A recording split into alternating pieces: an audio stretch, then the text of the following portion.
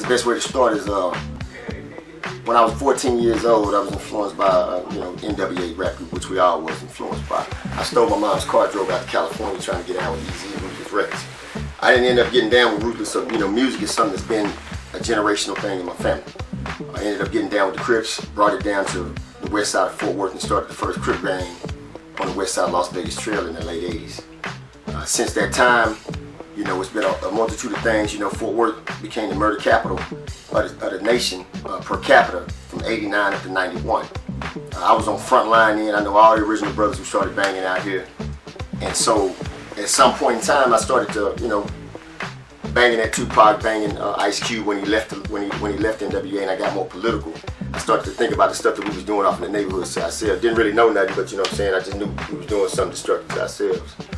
I did a protesting on December 16th against police brutality. Coincidentally, the next day I was charged with all kind of murder cases and all kind of nonsense. Even though I beat the cases, I was kept in the county, and from there I had called a gang truce in 1994, which went worldwide out here in Fort Worth, Dallas and Fort Worth, Texas.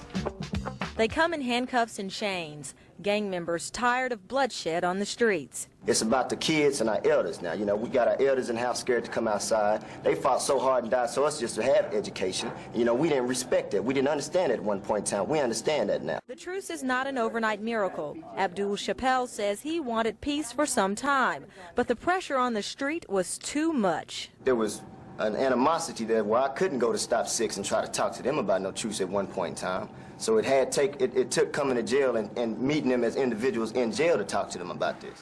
Since that point in time, I guess my venture into politics, my whole thing is, the reason why I'm giving you that backdrop is to give you an understanding of what we're doing.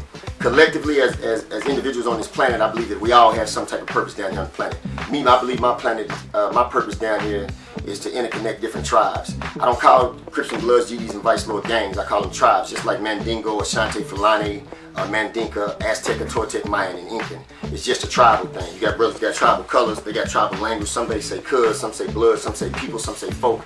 And once we start taking the gang, the negativity out of it, and returning it back to the tribal nature, because we're a tribal people by nature, then we can start correcting the direction of these communities and these brothers that's running these cliques. I think everybody want to be a part of something.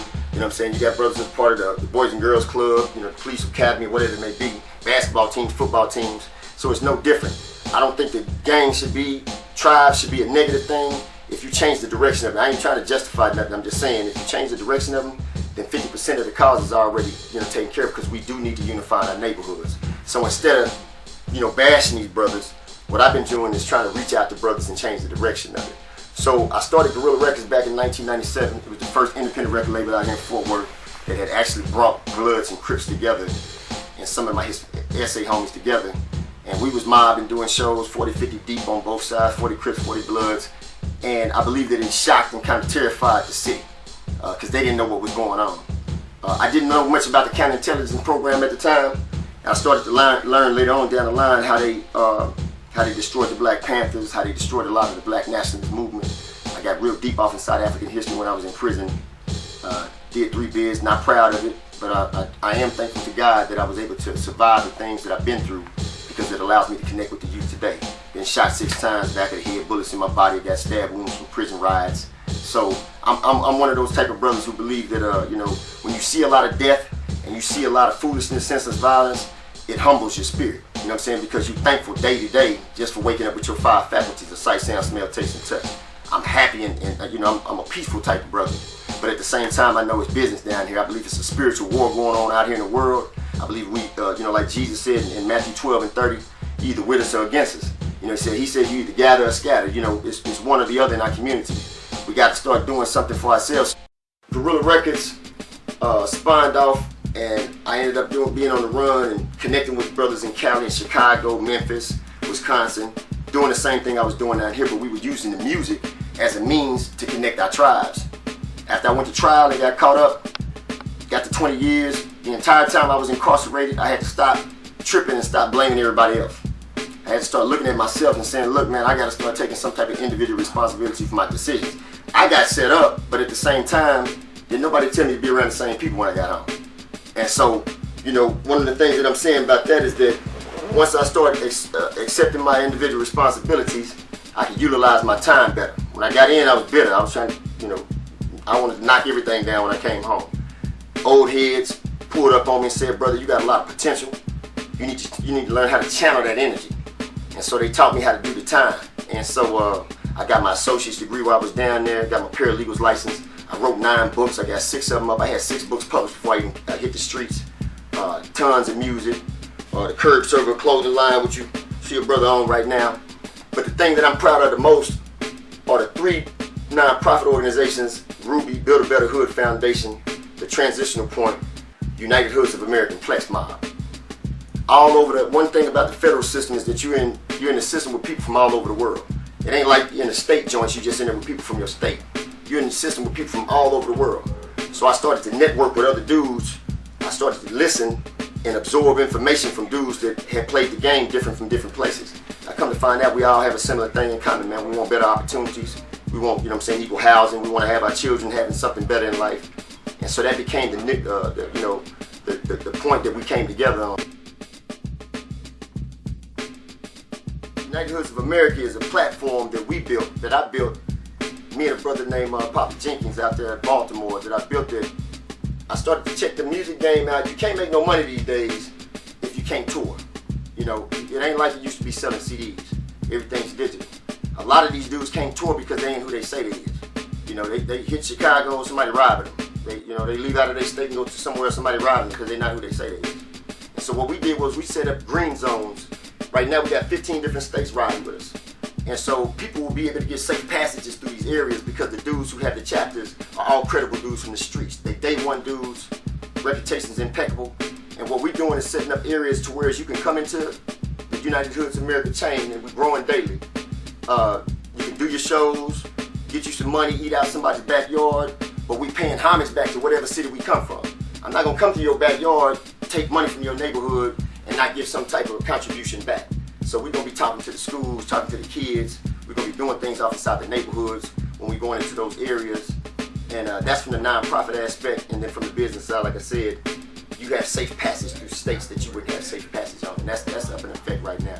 Plex Mob Entertainment, it consists of brothers right here in the Fort Worth, Dallas, Fort Worth, in the Arlington area.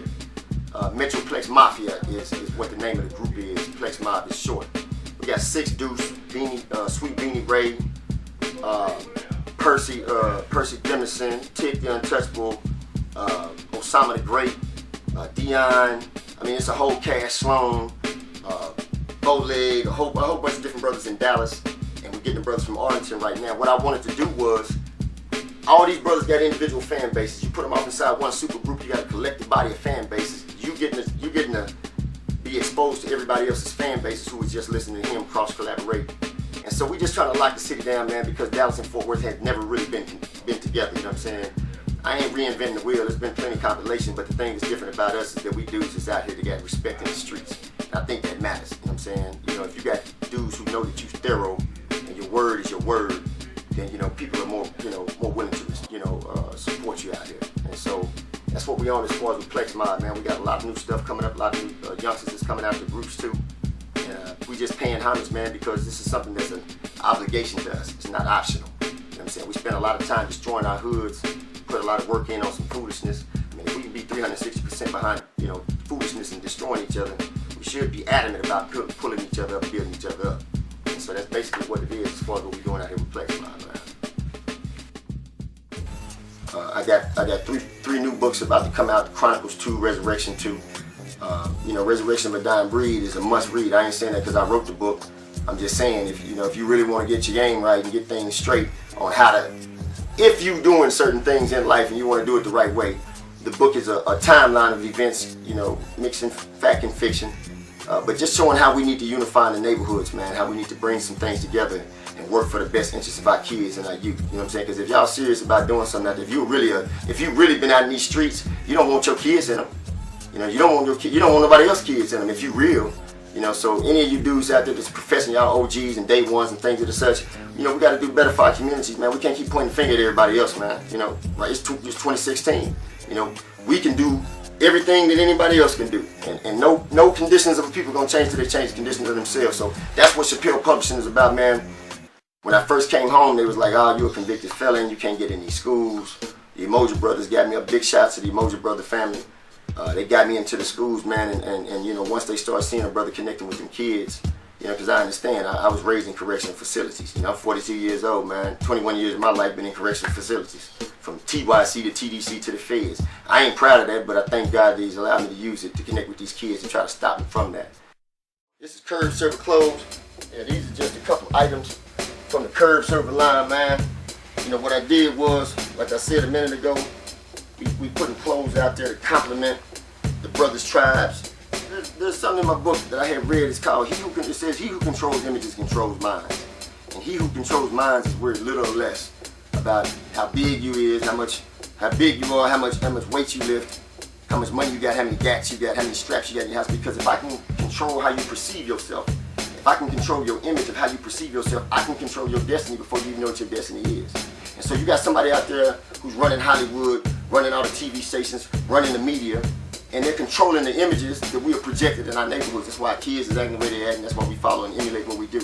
Well, I believe that if we take control of what they say is negative, you know, like the General Shakur said, when he took the word into an acronym of NIGGA, never ignorant getting goals accomplished, when you start taking them derogatory fashions and turning them around into something positive, that's when they don't like it, when we start self-defining ourselves. So what we doing with Curb Servers, every brother who's rocking Curb Servers, when you see them clothes, you automatically know they rocking their tribe, but they support peace and unity amongst the tribes. So these ain't no gang banging clothes, and we ain't finna let nobody run around here trying to bang with these clothes on either. You know what I'm saying? This is about us coming together as a collective force, working together as one nation. Many tribes, but one nation. So you know, that's what the Curb Server is about. You gotta clean up your own backyard before you can tell anybody to clean up theirs. And so that's what we're about doing, man. We're trying to clean up our backyards by stepping forward on the front line. Dr. King said that if a man has not found something worth dying for in his life wasn't worth living. And so, you know, we're willing to die and whatever is necessary about coming in and creating better conditions for our neighborhoods. And this is not no joke. You know, Google me, look up my name. You know, I hear a whole bunch of people talk about what they were doing and this and that. Google me, look up my name. Let them people tell you. Go look up the research. Look at the news station. Look at the news footage from Black Villain Assassins and up. You know, it's sincere and serious out here. I ain't bragging, putting my chest out. I'm a humble dude. I thank God for every breath that I have every morning. But man, if we're gonna be serious about bleeding these blocks and hugging this and banging, you should be serious about your people, man. You should be serious about changing conditions. Because I don't want this for my kids. I don't want it for the next dude's kids. And them kids out in the neighborhood, when I grew up in the 70s, every kid in the corner, every uncle or every old, they was like uncles and fathers. You know, you respected your elders, man. And I can't be mad at these youngsters out here, man, because when they locked up all the real dudes, these suckers that was our age took over and taught these dudes this garbage that they own right now. You know, a lot of dudes jumped out there and taught these youngsters stuff. They didn't know. They didn't have the etiquettes and principles of the game. So when these youngsters start getting in trouble, them old dudes are like, well, you better tell on somebody first. You know, I want to say this before you go to it. I want y'all to understand. For the past 10 years, I've been watching things on 48 out, the first 48, and all these little TV shows about snitching. Let me clarify something what snitching is, man. When you live in an illegal lifestyle, when you living up under the radar in an illegal lifestyle, and you pledge to the streets, and you get caught doing something, and you tell on somebody else so that you ain't got to do no time, that's what snitching is. If Miss Johnson come outside, see you selling dope or whooping somebody in front of her house and she call the police, Miss Johnson's a tax-paying citizen. She pays for the police's salary. If she call the police, she pays for the police. That's not snitching. Snitching applies to the individuals who live in a particular lifestyle that's illegal and then don't want to accept the consequences. I don't condone the game, but I do respect individuals who accept the consequences of their actions. You know, we was already told if you don't want to be in these streets, you don't want to accept the consequences, you don't need to be out here. So I tell you brothers out there, the game ain't nothing. Traps, it's called traps for a reason, bro. Because it's a trap. I got love for Zone 24 TV, man, because they supporting the communities. They getting down for brothers and sisters that's trying to do something for themselves. So you got 360% of our crew behind you.